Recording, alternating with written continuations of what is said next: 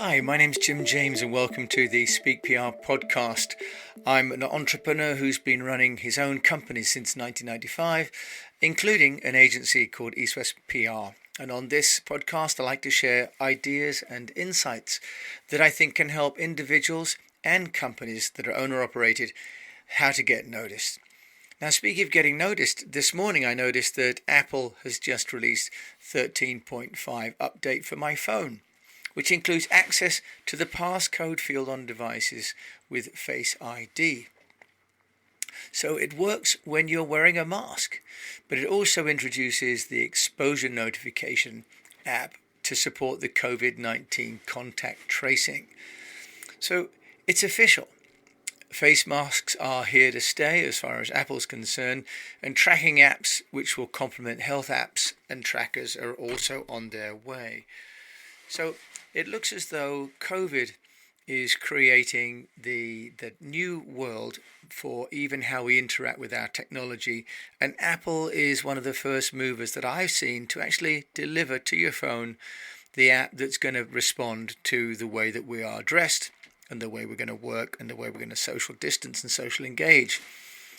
Now, it's a good thing that Apple have done this because they are ahead of the game to what Kantar has recently said in their research, which is that 75% of all people surveyed would like to know how brands are reacting to the current pandemic.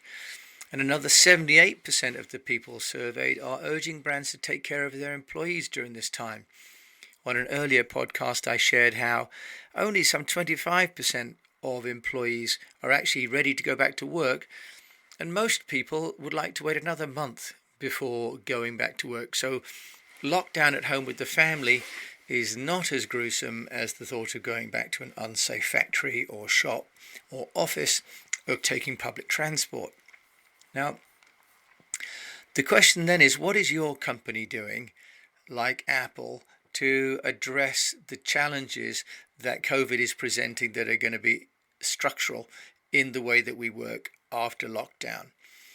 Now, if you've got a COVID strategy, how will you find the media? Now, we define an East-West COVID PR mindset as being compassionate, optimistic, values-based, informative, and digital. And we've created a Speak PR methodology that you can use to apply this framework. Now, one of the tools that we can use in terms of reaching out to the media are platforms like HARO, which is called Help a Reporter Out. And this was originally started by Carners and then was bought by CISION. And Luke O'Connor and I were talking, and Luke is the very helpful relationship manager at CISION. And he was explaining to me how there are some 800,000 people around the world using HARO. And what happens is I just subscribe to, you get a list of all the stories that the journalists are working on that they are looking for experts and input to. So this is really plugging into the veins of the journalists or into the minds of them. So the CISION guys have done a wonderful job in creating a channel for us directly into the media, but also what they've done is to create a recent report. It's called the State of the Media 2020. In fact, originally it was 2019, and they sent out an update list of questions to the journalists, and they had over 1,100 journalists from around the world responding, including America, France, Canada, Finland, Germany, Brazil, China, Korea, Vietnam, Indonesia, Malaysia, Singapore. So a pretty comprehensive report, really, in terms of what the media are looking for. Now, interestingly enough, this report, which I've had the benefit of reading, but it is available online for free, and we'll also put it on our website so it's easy to find, shows that the journalists' top line are increasingly strapped for time. They say it's not so much the impact of AI that they're worried about, it's just the volume of stories that they're getting. Over 50% of them are getting over 50 stories a week, 50 pictures a week are sent to their inboxes. So they are just really struggling with the volume of things that they're being sent. So there are some tips that are given in this report which I would like to share with you. The first is that they say journalists really want to have email, email, and email. Use the email to pitch to journalists because that's the most simple way as far as workflow is concerned for them to manage the content. They would like you to make experts available for video interviews because everybody now wants to have video content. They're finding local news angles really, really important. So in this day and age where the media is global from a technology point of view, the readership is still local. And what they're interested in is local stories where your company is handling a global crisis, because obviously that's where their readers are. So they're looking for stories which also are positive. I'm happy about this because I had framed this idea of COVID to include optimistic, and in this report their fourth item is, as one journalist says, we could all use a little positivity in this crisis. So being optimistic is the fourth response that they have given. And the final one is to be patient. So they must now start to think about how many stories these journalists have got to manage, and so therefore the stories that you do give them really need to be researched. A key point that they give is that really not all media are the same, so why would you send them all the same press release? And I know from experience that clients would like to distribute their press release far and wide with the same information, and preferably as long as it can be, with input from everybody from the sales manager to the technical manager to the PR manager to the legal department and so on.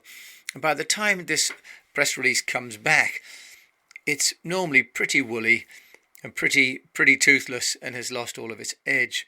When we recently issued a press release on behalf of Rosti, I worked with the management team in Malaysia and the UK, and we really got down to the heart of how 3D digital printing could enable companies to prototype medical devices within 72 hours to help COVID response. And we got over 90 pieces of coverage as a result. So the journalists are filing up to 10 stories a week, according to this survey by CISION. So they're getting over 50 pitches and they're filing 10. So they're just taking 20%, of course, on that number. But imagine if each story is 500 to 1,000 words, just how busy. They're probably filing 2 stories a day, to give you an idea of the workload of these journalists. 36% of them still like press releases the most. 11% like to talk to an agency, and 2.4% visit the company blog. So they are saying that the most trustworthy source of the company news is the spokesperson. So what we're seeing here is that they like to get a release to their email accounts because that's the easiest for them to process, and they would like you to put your point in the first 5 words and skip all the blandishments, as one journalist said. Monday is the favourite day by over 37% of the journalists. So they'd like to get the pitch at the beginning of the week so they can plan their week, which isn't dissimilar to the rest of us, really. Now, interestingly, over 45% said that press releases could be more effective if they had the information relevant to their target audience. So this is key, really. So we're often asked to send press releases that are generic on the grounds that they think clients think that press releases are standard. Well, of course, from the client's perspective, it's the same news. But as we put in our Speak PR, which is the P is for personalize, each media outlet has got its own readership. Otherwise, they wouldn't be able to differentiate themselves. So think of the journalists as filters and finders of good stories. And those stories need to be tailored for each individual media. So we try and find a common ground between not taking the time to tailor each individual press release, but at the same time to make it so that it's accessible and relevant to the individual media outlet. So the media are time-strapped and they're receiving information which isn't always relevant to them, and so they're taking 20% at best of the press releases, but other respondents showed that it's possibly closer to 1% of all press releases actually become a story.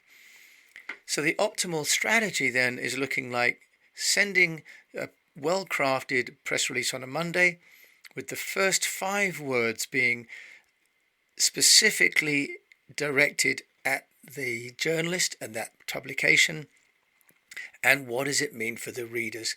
Help the journalist to understand why this is important to their readers, because that's the job that the journalist is doing. Over the years, I've done a lot of media training with clients, and the understanding has often been, especially with salesmen, that they have a media interview and they try and convince the journalist to buy the product. They end up in a sort of a sales or a technical presentation to a journalist. And what I always remind people is that the journalist is an intermediary. It's an obvious thing to say, and people understand that academically or intellectually, but what they then do is they say, I understand, but then they don't modify the language that they use in order to mean that the journalist can understand what is being said. Now, some journalists in trade press do have domain expertise, but we've noticed over the last 20 odd years that the number of journalists that have survived later on into life as journalists has dwindled. So the old days when the journalist would know more than the spokesperson are pretty much gone, although in China the journalist will still research very heavily before attending a press interview. So one has to be wary of that. In other markets, the journalists have different levels of preparation.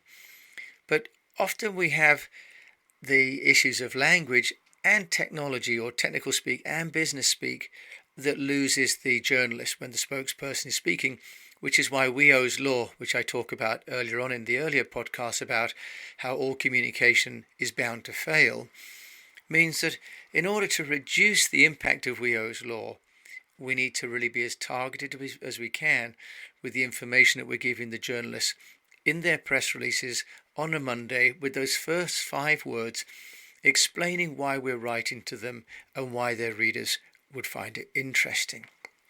Now, the CISION report is fantastic, and the HARO, which you can sign up to, and I'll put the link in the podcast show notes, is a great way to start to receive leads.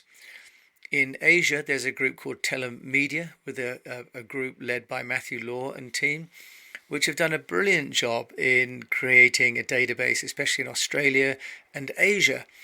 And so there are a few of these databases, not so many, that are available. Some are free and some on subscription, and some are on freemium models, that as business people, as business managers, you can subscribe to and start to get an idea of what the media wants to write about. Now, the journalists, as we know, are looking for COVID-ready stories.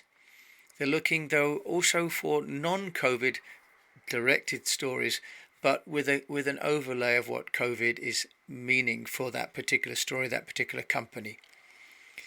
So as you look at your own company, look at your own stories as you go back to work, how can you create a narrative? And as we say in the Speak PR, we have storification, personalization, engagement, amplification, and knowing.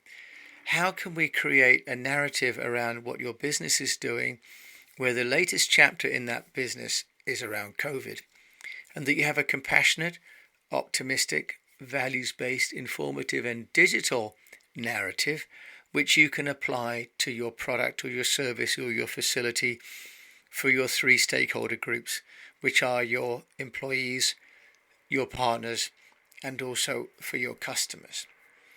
As we've seen from Apple, and as my phone has been uploaded now, I may be able to wear a face mask and still enable my Face ID. This is the level of customization that some companies like Apple are going to in order to ensure their products are still relevant in the post-COVID era. How is your company managing to continue, and if not to thrive, by acknowledging the changes that are taking place in the behavior of the groups of people that you need to talk to?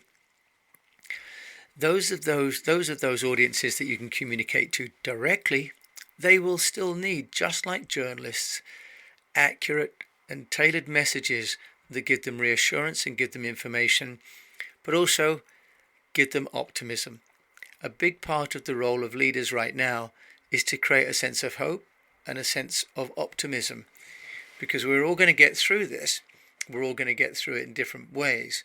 So as we look at the forward, I'm delighted that I've invested in Apple, for example, and that will gain my loyalty and continued loyalty of my family.